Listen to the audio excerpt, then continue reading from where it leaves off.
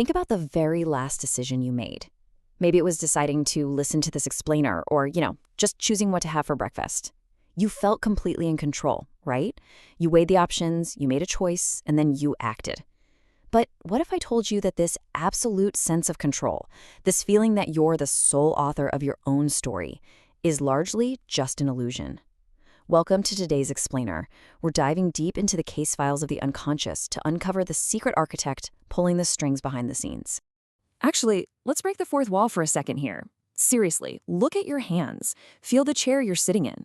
I want you to question your own sense of agency and reality right in this exact moment. Because the evidence we're about to review, well, it suggests that the you think you are, the conscious, decision-making captain of the ship, is really just a passenger who thinks they're steering. So, who's actually in charge?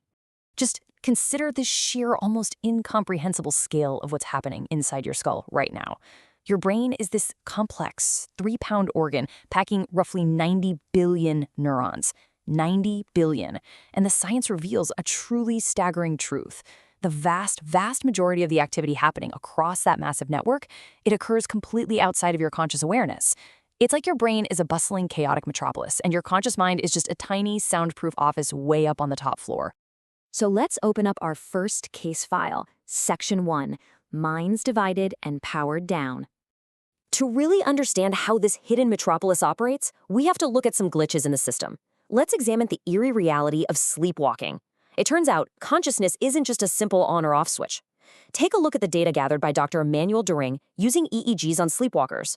During an episode, there's this sudden arousal where specific parts of the brain literally wake up, the motor cortex for movement and the visual cortex for sight. This allows sleepwalkers to perform incredibly complex actions. Some have even been known to paint a wall while entirely asleep. But here is the crucial piece of evidence. The prefrontal cortex, the executive center responsible for self-awareness and deliberate choice, remains in deep, slow-wave sleep. The body's moving, the eyes are seeing, but the self is entirely silenced. Now, this gives us a massive clue about what happens when we intentionally power the brain down. Dr. Emery Brown's case files on anesthesia show that a normal awake brain is diverse and dynamic, constantly chattering across different regions. But under anesthesia, the brainwaves become dull, slow, and rolling. The drugs don't actually kill or turn off the brain cells. Instead, they act like a roadblock. They disrupt communication specifically at the thalamus, which is essentially the central information relay hub of the brain.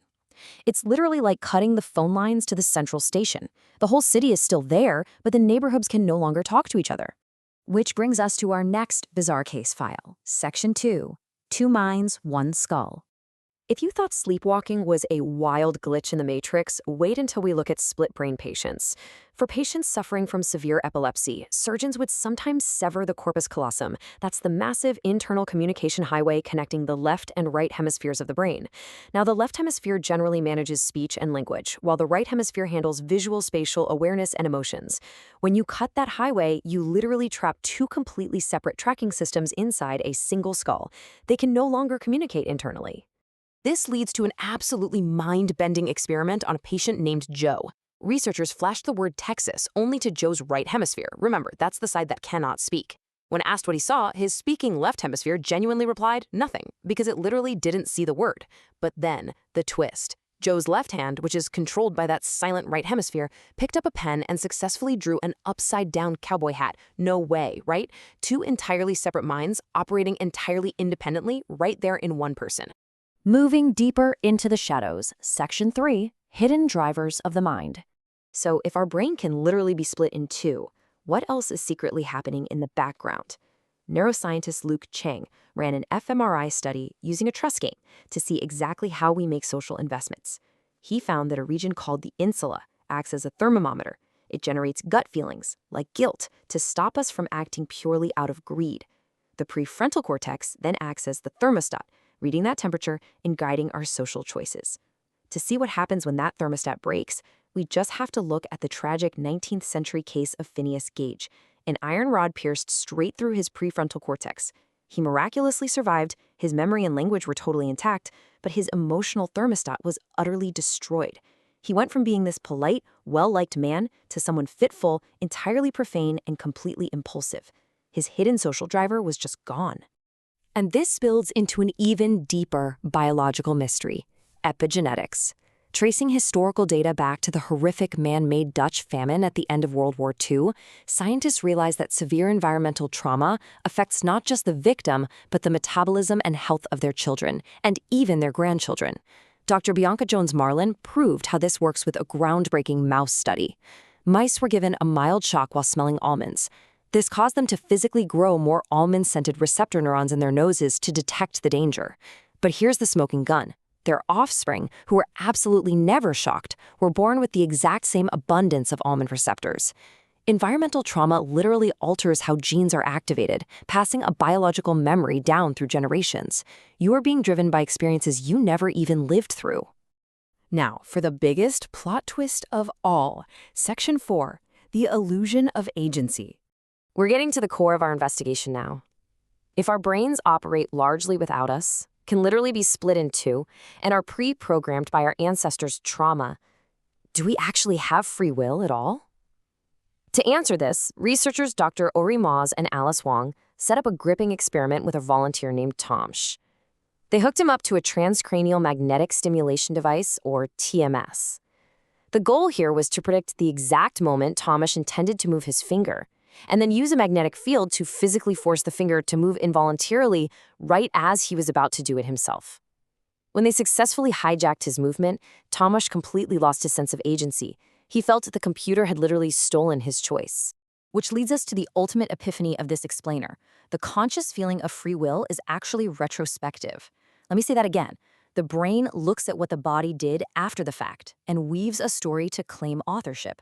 Let that massive twist hang in the air for a second. Your conscious mind isn't making the choice in real time. Your body and unconscious mind act, and your conscious brain basically acts as a retroactive PR department, writing a neat little story to convince you that you are in charge the whole time. Section 5, the power of letting go. Okay, before you spiral into an existential crisis about being a biological robot, realizing that the conscious mind isn't always the boss is actually the key to unlocking elite human performance. Take freestyle rapper Chris Emdin. Dr. Charles Lim placed Chris inside an fMRI machine. When Chris was just reciting memorized lyrics, his prefrontal cortex, that self-monitoring, decision-making executive center we talked about, was highly active. But when Chris switched to completely improvising a freestyle rap on the spot, his prefrontal cortex heavily deactivated. To achieve spontaneous creativity, he literally had to shut down his brain's inner critic. This is exactly what it means to be in a flow state. It's a state of peak performance achieved by silencing conscious control and letting your highly trained unconscious take the wheel. Think about a professional basketball player. If they stop to consciously think about the mechanics of their shot during a game, they miss. Injecting conscious overthinking into highly practiced skills actually diminishes performance. It's exactly what causes athletes to choke under pressure. To be great, you literally have to get out of your own way. So let's bring this all together. You are not just a single conscious voice in an empty room.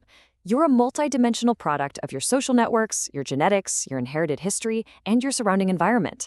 And sure, while it can be deeply intimidating to realize just how much of our mind operates on automatic pilot, it's also incredibly beautiful. Stepping back, turning off the executive, and letting the unconscious take over is exactly how humans adapt, how we create incredible art, and ultimately, how we survive. We've uncovered the hidden architects of the mind today, from sleepwalkers to split brains to inherited memories and fabricated free will. So I'm going to leave you with this one lingering question to ponder as you go about the rest of your day. The next time you make a choice, who is really making it?